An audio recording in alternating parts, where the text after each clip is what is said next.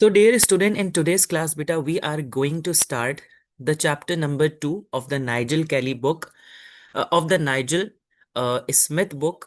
And Nigel Kelly में ये chapter number 1 होता है, दैट इज रिलीजियस रिफॉर्मर। ठीक है। अब रिलीजियस रिफॉर्मर में बेटा हमारे पास देखो तीन मेजर पर्सनालिटीज हैं, शाह वलीउल्लाह, सैयद अहमद शहीद, हाजी शरीयतुल्लाह। ठीक है। और इसके अलावा फिर हमारे पास और तीन पर्सनालिटीज हैं, तीतू मीर, दादू मियाँ एंड रंजीत सिंह। ठीक है। So total we are having 6 personalities over 3। We have the 14 mark का क्वेश्चन। ठीक है।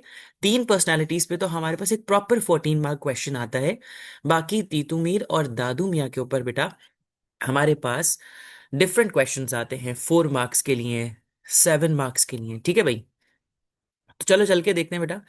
देखो सबसे जो इंपॉर्टेंट और सबसे कॉमन क्वेश्चन है बेटा वो ये वाला है, to what extent Shah Waliullah contributed the most in the spread of Islam in the subcontinent during 17th and 18th century. Explain your answer.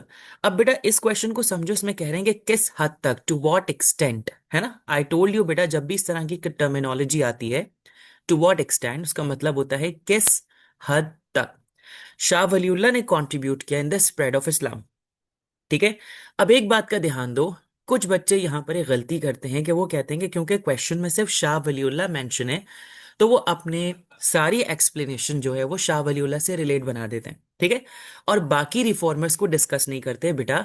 ये एक एनालिटिकल क्वेश्चन होता है जिसमें एग्जामिनर फैक्टर को तो आप एक्सप्लेन करोगे, लेकिन इसके अलावा भी जो फैक्टर्स हैं, इसके अलावा भी जो पर्सनालिटीज हैं, आप उसको भी एक्सप्लेन करोगे। That is how your answer will become an analytical question. बात समझ आ गई बेटा।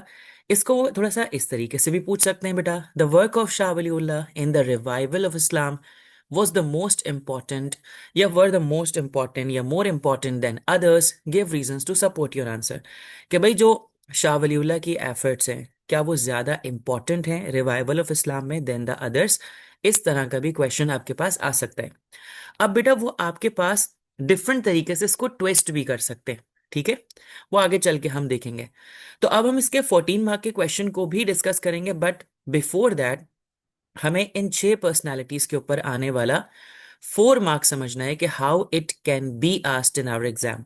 Who was Shah Waliullah, 4 marks. Haji Shariatullah, 4 marks. Syed Ahmad, 4 marks. Titu Mir, Dadu Miyan and Ranjit Singh, 4 marks. अब मैंने आप लोग को बताया था बेटा कि कभी भी हम कोई भी क्वेश्चन को रैंडम डील नहीं करते। When ever any 4 mark question come over the personality, over the personality, तो उसमें आपकी ये 4 बातें होनी चाहिए। कौन कौन सी 4 बातें? If you are going to explain Shah Waliullah then these 4 thing must present in your answer. कौन सी बेटा? अर्ली लाइफ होनी चाहिए, शाह वलीउल्लाह का वर्क एंड कंट्रीब्यूशन होना चाहिए, उनकी डेथ के बारे में आप लिख देंगे, और इम्पैक्ट ऑफ हिज वर्क बता देंगे कि जो उन्होंने काम किया बेटा उसका आउटकम क्या निकला, उसका इम्पैक्ट क्या निकला। ठीक है। बेटा don't worry about the content, इंशाल्लाह after the class you all will get this content. ठीक है। तो कंटेंट की फिक्र मत करो, बस समझो चीज को। अब देखो अर्ली लाइफ में भी मुझे क्या लिखना है, अर्ली लाइफ में भी मुझे कोई बहुत लेंदी कंटेंट नहीं लिखना होता, मुझे बस 3 बातों का ख्याल रखना है। एंड 3 बातें कौन सी बेटा? Birth place, birth year, early education, that's it बेटा। 3 बातें, birth place, birth year and early education. तो अब देखो हमने इनके शाह वलीउल्लाह के बारे में क्या लिखा। He was born in 1703 in Delhi. Simple.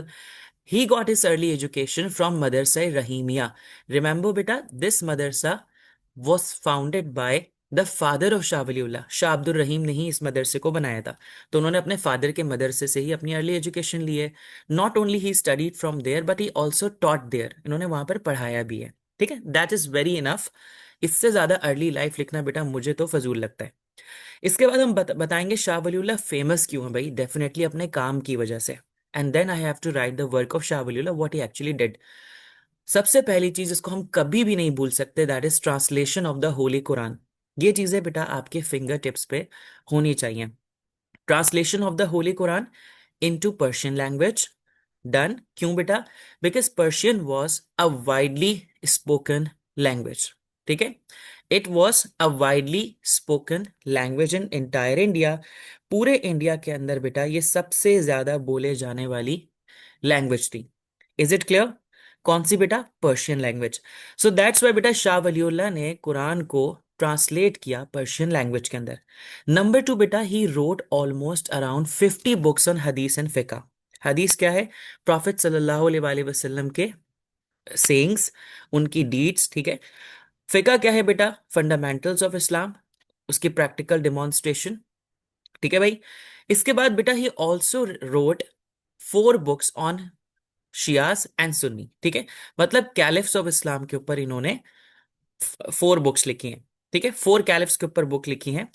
और वो कौन सी है बेटा? शिया सुन्नी के ऊपर लिखी थी, ताकि शिया और सुन्नी के दरमियान क्या हो सके बेटा, जो डिफरेंसेस हैं वो खत्म हो चुके हैं, खत्म हो सके, ठीक है। अब एक बात का ध्यान रखना, अगर चाहो तो आप एग्जाम्पल्स में भी लिख सकते हो, जैसे one of the very famous book of Shah Waliullah Hujjatul Baligha, ठीक है, जिसमें उन्होंने इस्लामिक प्रिंसिपल को एक्सप्लेन किया था बेटा।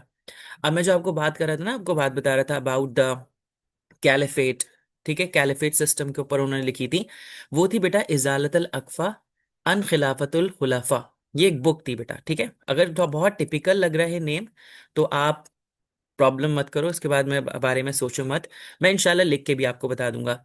अभी मैंने आपके सामने 2 बुक्स का नाम लिया, Hujjatul Baligha which explain Islamic principle, and number 2 is Izalatul Akhfa an Khilafatul Khulafa, ठीक है। ये एक बुक थी, बड़ी टिपिकल नेम है इसका, लेकिन ये 2 बुक्स बहुत फेमस थी बेटा। क्या थी ये 2 बुक्स? बहुत ज्यादा फेमस थी, राइट। अब क्या है बेटा, ये है हमारे पास वर्क एंड कंट्रीब्यूशन, ठीक है जी। फिरकास की बात ऐसे नहीं कर सकते कि आप फिरका को डिटेल में बताना शुरू कर, आप सिंपल इतना बताओगे कि बेटा कि there was a conflict between Shias and Sunnis, ठीक है, that is very simple, and Shah Waliullah try to remove that differences. इसके बाद बेटा हमारे पास आती है डेथ, दैट इज 1762। और उनके काम का इम्पैक्ट क्या था बेटा? He spread Islam in the subcontinent through his literature and his legacy continued by his sons, ठीक है बेटा। अब देखो एक चीज समझना, शाह वलीउल्लाह की जो एफर्ट है वो लिटरेरी एफर्ट है। क्या है शाह वलीउल्लाह की एफर्ट? लिटरेरी एफर्ट है बेटा। उन्होंने ज्यादातर जो काम किया वो लिखाई वाला काम किया, ठीक है, लिटरेचर वाला काम किया है। डन। तो अब इनके लिटरेचर ने बेटा इस्लाम को स्प्रेड होने में बहुत ज्यादा हेल्प किया, इंडिया के अंदर इस्लाम स्प्रेड करने में इनके लिटरेचर ने बहुत काम किया बेटा। डन। अब इसके बाद देखो हम सैयद अहमद की बात करते हैं, तो अर्ली लाइफ में again we write the year and the place, 1786 and the Rae Bareli, ठीक है, 1786 एंड द राय बरेली। सैयद अहमद शहीद बरेलवी इनका कंप्लीट नेम है। क्यों बेटा? क्योंकि ये राय बरेली से बिलोंग करते हैं। कहाँ से बिलोंग करते हैं? राय बरेली से बिलोंग करते हैं, ठीक है। इसके बाद got his early education from native area and join the military group of Aamir Khan, ठीक है। क्या किया इन्होंने? अपनी अर्ली एजुकेशन ली नेटिव एरिया से बेटा, और फिर मिलिट्री ग्रुप को ज्वाइन किया आमिर खान साहब के, ठीक है, वहां से इन्होंने अपनी मिलिट्री ट्रेनिंग स्टार्ट की बेटा। देन बेटा you have to write the work in contribution. अब वर्क इन कंट्रीब्यूशन में हमारे पास क्या है बच्चा? इनका सबसे इंपॉर्टेंट वर्क इन कंट्रीब्यूशन सिर्फ एक ही है बेटा हमारे पास, एंड दैट इज जिहाद मूवमेंट। क्योंकि इन्होंने बेटा जिहाद मूवमेंट स्टार्ट की अगेंस्ट द रंजीत सिंह। रंजीत सिंह कौन है बेटा? कहाँ पर रूल कर रहे थे? इन्होंने क्यों जिहाद मूवमेंट उनके खिलाफ स्टार्ट की? I will explain you in the Ranjit Singh topic. अभी सिर्फ इतनी बात याद रखनी है कि जिहाद movement was started by Syed Ahmad Shaheed Barelvi. किसके अगेंस्ट बेटा? महाराजा रंजीत सिंह के अगेंस्ट, ठीक है। ही गैदर्ड अ लार्ज फोर्स, और वो लार्ज फोर्स कौन सी बेटा? मुजाहिदीन्स की, ठीक है। कौन सी है बेटा? मुजाहिदीन्स की। अब जरा बेटा एक चीज समझो यहां पर कि सैयद अहमद के बारे में, कि Syed Ahmad was not alone, ठीक है, Syed Ahmad was not alone. अब देखो सैयद अहमद शहीद बरेलवी के साथ, SASB के साथ, सबसे पहले तो बेटा मुजाहिदीन्स थे। कौन थे? Mujahideens, the people who are fighting jihad, ठीक है, in the way of Allah for the sake of Islam. Mujahideens बेटा, ठीक है, मुजाहिदीन्स थे जो उनके साथ चलते हुए आए थे, उनके साथ ट्रेवल करते हुए आए थे। अच्छा, mujahideens were not a properly trained soldiers, ये प्रॉपरली ट्रेन्ड सोल्जर्स नहीं थे बेटा, ये नॉर्मल कॉमन पीपल थे जो डिफरेंट प्रोफेशन से बिलोंग करते थे, ठीक है जी। इसी के साथ साथ इनको सपोर्ट किया था पश्तून्स ने बेटा। किसने? पश्तून्स ने। सर क्यों पश्तून ने सपोर्ट किया? क्योंकि बेटा जब सैयद अहमद ट्रैवल करते हुए केपीके आए तो केपीके में रहते हैं पश्तून्स। तो केपीके के पश्तून्स ने, जो उस वक्त का एनडब्ल्यूएफपी था, वहां पर जो रहने वाले यूसुफ जई थे, ठीक है, अकोड़ा खटक के रहने वाले लोग थे बेटा, जो लोकल पीपल थे, पश्तून्स थे, they also supported the army of Syed Ahmad Shaheed. So it's mean that mujahideens and Pashtuns का जो कॉम्बिनेशन था, that was a very deadly combination against the Maharaja Ranjit Singh. और यही सबसे बड़ी स्ट्रेंथ थी सैयद अहमद शहीद की। ठीक है भाई, ये बात क्लियर हो गई। चलो, अब हम बात करते हैं बेटा, he was martyred at Balakot. लेकिन क्यों? कितनी बैटल्स हुई बेटा? There were 3 battles between Maharaja Ranjit Singh and Syed Ahmad Shaheed. कितनी हुई बेटा? सबसे पहली बैटल हुई एट अकोड़ा खटक। कहां पर है बेटा? ये है केपीके के अंदर, which was previously known as NWFP. इसमें कौन जीता बेटा? सैयद अहमद शहीद बरेलवी वॉन। ठीक है। नंबर 2 बेटा, वी हैव हजरो। हजरो कहाँ का एरिया है? अगेन केपीके का। और यहां पर भी कौन जीता बेटा? SASB won. ठीक है। And the third battle was fought at Balakot. Balakot का एरिया कौन सा है बेटा? कहाँ का एरिया है? केपीके का अगेन। और यहां पर क्या होता है बेटा? SASB not only lost but also martyred. ठीक है, यहां पर वो शहीद भी हो गए थे बेटा। ना सिर्फ वो वार वॉर हारे, और शहीद भी हो गए बेटा। ठीक है, तो 3 battles fought between Maharaja Ranjit Singh forces and Syed Ahmad Shaheed. 2 में बेटा वो जीत गए, और तीसरी में बेटा वो हार गए। ठीक है, इतनी सी बात याद रहेगी बेटा, बहुत सिंपल सी चीज है। Now coming back to the lecture. अब यहां पर हम देखते हैं बेटा कि इनकी डेथ के बाद what was the impact of his work. Definitely बेटा, उन्होंने कोई लिटरेचर तो नहीं लिखा था, कोई बुक्स तो नहीं लिखी थी, उन्होंने आर्म स्ट्रगल की थी। और आर्म स्ट्रगल होती है करेज की वजह से। ठीक है, so he became the symbol of courage and resistance for the Muslim and united them. Simple, he became the symbol of courage for the Muslim and resistance for the Muslim and united them against the evil forces. Then बेटा we have हाजी शरीयतुल्लाह। अब हाजी शरीयतुल्लाह की early life में हमारे पास आएगा 1781, और बंगाल का Faridpur district. ठीक है, 2 से 3 बार लिखोगे बेटा, आपकी प्रैक्टिस हो जाएगी। He got is early education from native area. अपने ही नेटिव एरिया, आबाई एरिया से इन्होंने बेटा अर्ली एजुकेशन ली। लेटर ऑन अरेबिया से भी पढ़ा था, बट ये इनफ है बेटा, हमने कह दिया कि नेटिव एरिया से उन्होंने पढ़ा था। अब इनकी एफर्ट इन दोनों की एफर्ट से डिफरेंट है। ठीक है, Haji Shariatullah started the Faraizi movement. Sir ये फराइजी क्या होता है? बेटा फराइजी का मतलब होता है प्लूरल फॉर्म ऑफ फर्ज। तो सर ये फर्ज क्या होता है? बेटा फर्ज वो रिलीजियस ड्यूटीज होती हैं जो अल्लाह ताला ने हर एक मुसलमान के ऊपर लगाई हैं। ठीक है, नमाज पढ़ना, रोजा रखना, माल है तो जक़ात देना, हज परफॉर्म करना if you are wealthy, these are फराइज। लेकिन सर फराइज से क्या होगा? बेटा फराइज से ये होगा कि हाजी शरीयतुल्लाह को ये बात रियलाइज हो गई थी, the people of Bengal, especially the poor peasants, बेटा they indulge in so many superstitions. वो सुपरस्टिशंस में फंस गए थे, सुपरस्टिशंस को फॉलो करते थे और इस्लामिक टीचिंग को इग्नोर कर रहे थे। सर ये सुपरस्टिशंस क्या होता है? सुपरस्टिशंस का मतलब होता है बेटा फॉल्स बिलीव्स। ऐसे बिलीव्स बेटा जो कुरान और सुन्नत से मैच नहीं करते। सर एग्जाम्पल दे दें? चलो एग्जाम्पल देते हैं कि मतलब कभी आप ट्रैवल कर रहे हो और आपने कहा कि भाई what is the lucky time to travel and what is the unlucky time to travel. तो बेटा ये क्या है? क्या कोई ट्रैवलिंग कभी लकी और अनलकी टाइम होता है? ऐसा तो कुछ नहीं होता। इसके अलावा बेटा जमींदारों ने ये भी सोचना शुरू कर दिया था कि what is the lucky time to do the cultivation of crop and not to do the cultivation of crop. चलो, इसके अलावा they also started praising and worshipping the trees. Trees को भी वर्शिप करना शुरू कर दिया था। ठीक है, और फिर अपनी इन चीजों पर यकीन रखना कि अगर मेरी लेफ्ट आई ब्लिंक हो रही है तो something is wrong going to be happen with me, right I blink हो रही है तो मेरे साथ कुछ अच्छा होगा। बेटा ये सारी फजूल चीजें। देखो, बीइंग अ मुस्लिम, हमें ये बात पे ईमान होना चाहिए कि मेरे साथ अच्छा बुरा करने वाली जात अल्लाह पाक की है। If Allah wants to do something good with me, nobody can stop. If Allah wants to put me in trial, nobody can stop, चाहे मेरी लेफ्ट आई ब्लिंक हो या राइट आई ब्लिंक हो या मैं पूरा ब्लिंक हो जाऊं बेटा। ठीक है, तो ये चीज मैटर नहीं करती। अब हाजी शरीयतुल्लाह ने भी बेटा यही बात समझी और बताई लोगों को कि भाई देखो, first you have to correct yourself. ठीक है, जब तक आप करेक्ट नहीं होगे, अपनी पर्सनल कैरेक्टर बिल्डिंग नहीं करोगे, अपने आप को अच्छा मुसलमान नहीं बनाओगे, तो आप इसी तरह मार खाते रहोगे बेटा। ठीक है, मोरोवर बेटा, ही ऑल्सो रेजिस्टेड हिंदू जमींदार। हिंदू जमींदार को भी बेटा उन्होंने रेजिस्ट किया। सर हिंदू जमींदार क्या कर रहे थे बेटा? हिंदू जमींदार वर putting a lot of taxes on the pageants. Sir ये पेजेंट और फार्मर क्या होता है बच्चा? फार्मर वो होता है जो अपनी जमीन पे काम करता है, ही ओन्स दैट लैंड। वो अपनी जमीन पे काम करता है, वो किसी की बात नहीं सुनेगा, वो अपनी जमीन पे काम कर रहा है। But peasants are the tenants, the labour, the workers on some others land. वो उस पे काम कर रहे होते हैं। तो जमींदार बेटा उनको बहुत कम रिवॉर्ड करते थे, बहुत कम पैसे देते थे, और ऊपर टैक्सेस भी लगाते थे। अच्छा, और क्या करते थे सर? बेटा कभी कभार वो उनकी जमीनों पे कब्जा भी कर लेते थे।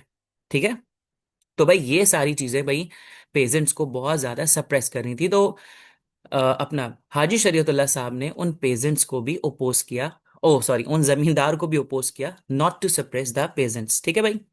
अब उनकी डेथ होती है बेटा 1840 में बंगाल में।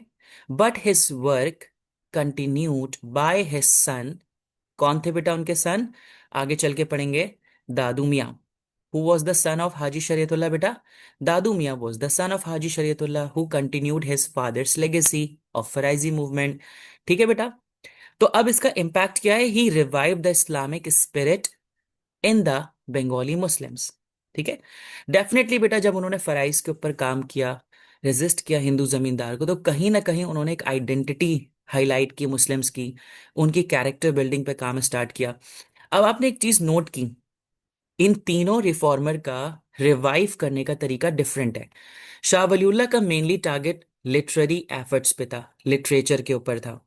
सैयद अहमद का मेन टारगेट आर्म स्ट्रगल थी। और हाजी शरीयतुल्लाह का main target personal character development थी। ठीक है, ये तीनों बहुत डिफरेंट वेज हैं, हम ये नहीं कह सकते कि किस में इनमें से हर किसी का तरीका सेम है। एम्स सेम थे, वे डिफरेंट थे। अब इसके बाद हमारे पास रिमेनिंग थ्री पर्सनालिटीज आती हैं, जिसमें पहले हैं बेटा हमारे पास तीतू मीर, जो कि प्योरली फ्रीडम फाइटर हैं। हम इनको रिफॉर्मर ना कहें तो बेटर है। Dadu Miyan somehow reformer and freedom fighter. Reformer भी इस वजह से कहेंगे क्योंकि he was continuing the legacy of his father Faraizi movement. अब तीतू मीर का रियल नेम याद रखिएगा। Titu Mir's real name was Mir Nisar Ali. अब मैंने ब्रैकेट में एक वर्ड लिखा है निथार अली। क्यों? कभी कभार पेपर में वो आपको ऐसे भी दे सकते हैं, मिथार अली भी लिख दिया था एक दफा, निथार अली भी लिख सकते हैं, निसार अली भी लिख सकते हैं। तो वहां टेंशन मत लेना कि यार ये कौन सी पर्सनालिटी है, तो सर ने हमें पढ़ाई नहीं। Mir Nisar Ali is a real name of Titu Mir. अब इनके जो इस तरह के नेम है ना तीतू मीर बेटा, ये इनके ट्राइब से चलते हुए आते हैं। इनके ट्राइब के नेम होते हैं, उसमें इनको निक नेम्स दिए जाते हैं। ठीक है, उसके पीछे कोई लॉजिक नहीं होती, कोई साइंस नहीं होती कि तीतू मीर इनको क्यों कह रहे हैं। अब वो इनका ट्राइबल नेम चलता हुआ आ रहा है। ठीक है भाई, अगर कोई बंदा है जिसका नाम गली में बिल्लू रखा हुआ है, उसके पीछे कोई लॉजिक थोड़ी है, उसका नाम है तो भाई रख दिया तो रख दिया। ठीक है, अच्छा नहीं, हाँ ये बात सर, रिफॉर्मर और फ्रीडम फाइटर में क्या फर्क होता है बेटा? रिफॉर्मर ज्यादातर इस्लामिक वैल्यूज को रिवाइव करता है। ठीक है, लोगों को कुरान एंड सुन्नत की तरफ लेके आता है। और जो फ्रीडम फाइटर है वो मेनली बेटा इविल फोर्सेस के अगेंस्ट या एंटी इस्लामिक फोर्सेस के अगेंस्ट लड़ता है। ठीक है, और लोगों के अंदर एक जिहाद की स्पिरिट डेवलप करता है। ठीक है भाई, वही मैंने इस्लामिक टर्मिनोलॉजी में कहा है फ्रीडम फाइटर, तो अगर आप दूसरी टर्मिनोलॉजी में कहोगे तो उसको भी कहेंगे बेटा कि जो अपनी कंट्री के लिए, अपनी नेशन के लिए लड़ रहा है। अच्छा भाई, अब तीतू मीर साहब ही वॉज बोर्न इन 1782, कहाँ? In Bengal. He received his early education from native area, simple. और यही बात हम दादू मियाँ के लिए भी कहेंगे। इनका रियल नेम है बेटा मोहसिनुद्दीन। इनकी बर्थ प्लेस भी बंगाल है, बट ईयर थोड़ा सा देख लेना, 1819 इनका ईयर है बेटा। अब Titu Mir was very much famous for his resistance, not for the preaching, his resistance बेटा। किसको रेजिस्ट किया बेटा? दो लोगों को, हिंदू लैंडलॉर्ड्स एंड ब्रिटिश।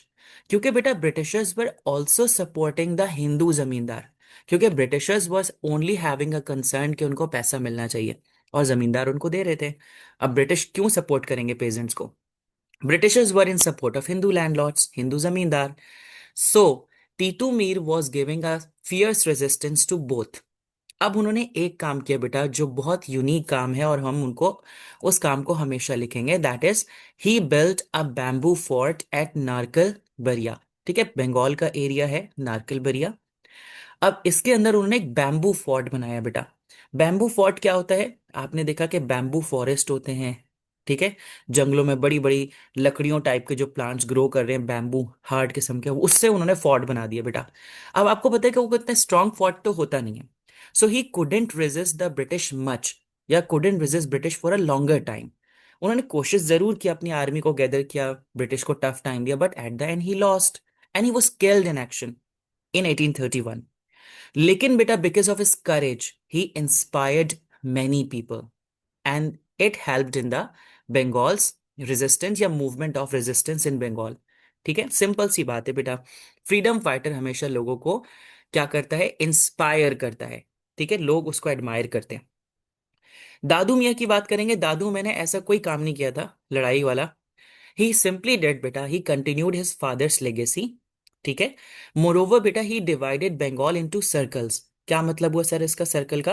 बेटा सर्कल का मतलब ये कि डिफरेंट छोटे छोटे पार्ट्स के ऊपर उन्होंने क्या कर दिया? डिवाइड कर दिया। ठीक है जी। अब डिवाइड कर दिया तो उसके ऊपर खलीफा को अपॉइंट किया। खलीफा क्या करते थे बेटा? उस एरिया को टेक केयर करते थे।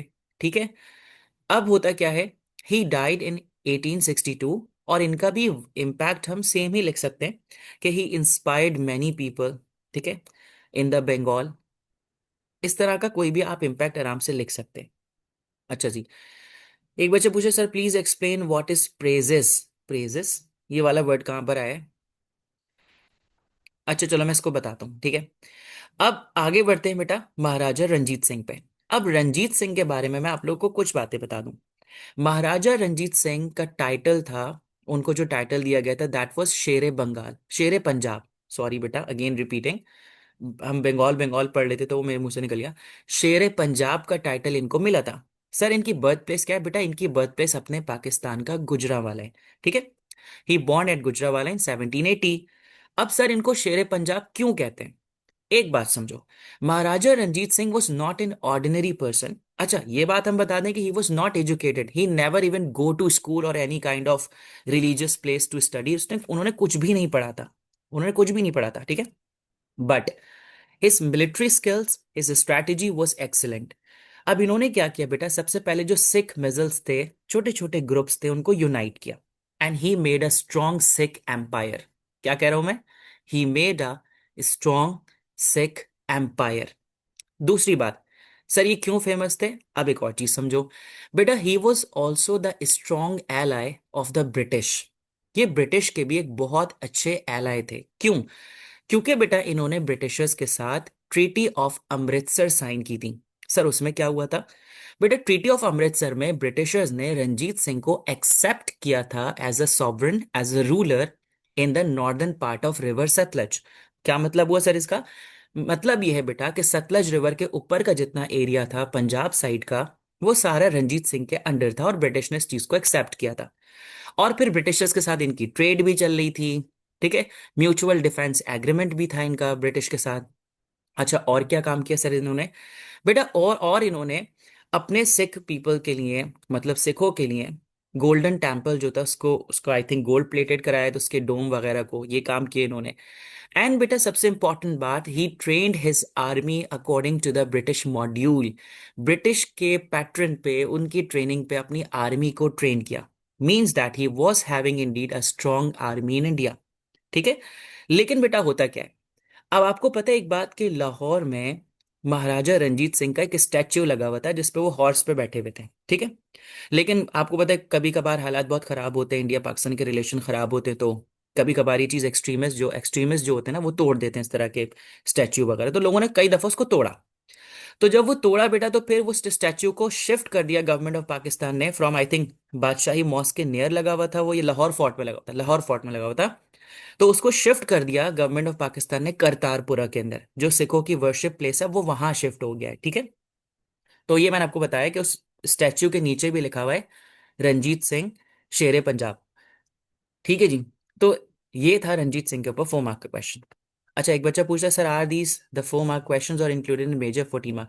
अब देखो मजे की बात क्या है कि तुम लोग कवर कर रहे हो मेरे साथ 4 मार्क के क्वेश्चन, लेकिन ऑटोमेटिकली तुम्हारे 14 मार्क के क्वेश्चन कंप्लीट हो रहे हैं। क्यों बेटा? 4 मार्क में तुमने इन चीजों को अनडेवलप करके बहुत शॉर्टली बताया। 14 मार्क में तुम इन्हीं चीजों को इलेबरेट करोगे, इनके वर्क इन कंट्रीब्यूशन को। ठीक है बेटा। तो मुझे एक दफा सारे बच्चे बता दें कि क्या ये 4 मार्क्स के जो 6 क्वेश्चंस अभी हमने किए हैं ये क्लियर हो गए बेटा? ये समझ आ गया कि हमें क्या लिखना होता है, कैसे लिखना होता है, किस तरह लिखना होता है? अब एक क्वेश्चन, सर क्या हम भी बुलेट पॉइंट्स में लिखेंगे जैसे आपने लिखा है? तो इसका आंसर है नो। आप कभी भी कोई चीज बुलेट पॉइंट्स में नहीं लिखेंगे, आप इसको एक पूरा प्रॉपर पैराग्राफ की शक्ल देंगे। लेकिन सर मुझे तो पैराग्राफ बनाना आता ही नहीं है, तो मैं क्या करूं? बेटा कोई मसले की बात ही नहीं है। आपको अगर याद हो तो सर ने आप लोगों को एक सॉल्व डॉक्यूमेंट प्रोवाइड किया हुआ है जिसमें सर ने ये सारी मेहनत बेटा खुद की हुई है। आपकी सिर्फ इतनी मेहनत की रिक्वायरमेंट है कि आपने उसको बैठ के अच्छी तरीके से याद कर लेना है। ठीक है, ये आ गया वो वाला डॉक्यूमेंट जिसकी अभी हम लोग बात कर रहे हैं। ठीक है जी। कहाँ है सर ये सारी चीजें? अभी आपको दिखाते हैं। ये आपको मिल जाएंगी सारी की सारी चीजें बच्चा पेज नंबर 16 पे, 17 पे। ठीक है, पेज नंबर 17 पे आप देखेंगे शाह वलीउल्लाह के ऊपर भी एक पूरा पैराग्राफ में क्वेश्चन लिखा हुआ है, सैयद अहमद पे भी, हाजी शरीयत पे भी। अच्छा, मैंने तीतू मीर के आगे ब्रैकेट उसमें ऑब्लिक लगा के मीर निसार भी लिख दिया फॉर अ सेफर साइड के आपको प्रॉब्लम ना हो। फिर दादू मियाँ, फिर महाराजा रंजीत सिंह, सबके ऊपर आगे क्वेश्चन, और 7 मार्क भी लिखा हुआ है। ठीक है, लेकिन अभी हम 7 मार्क के क्वेश्चन को समझेंगे यार बहुत इजी तरीके से। इज इट क्लियर बेटा? अभी तक मुझे कोई आंसर नहीं मिला। हाँ, यस सर, यस सर, आ गया भैया आंसर। चलो, अब बेटा अगर मैं तुम्हारे सामने 3 क्वेश्चन शो करूं, ठीक है भैया आ जाओ। कौन से 3 क्वेश्चंस? ये वाले 3 क्वेश्चंस। चलो भाई, अब हमारा टारगेट ये है। अब बेटा हमारे 3 7 मार्क के क्वेश्चंस आ रहे हैं, लेकिन हम इनको शॉर्ट तरीके से करेंगे। Why Shah Waliullah wish to revive Islam in the subcontinent? Aims के ऊपर क्वेश्चन है। Why Syed Ahmad Barelvi started his jihad movement? Aims again.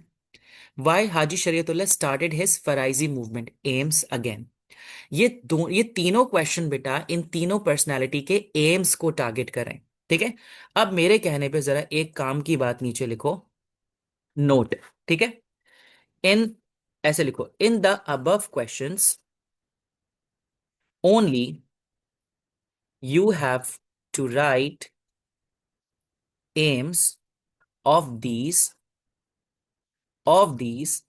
Personality personalities.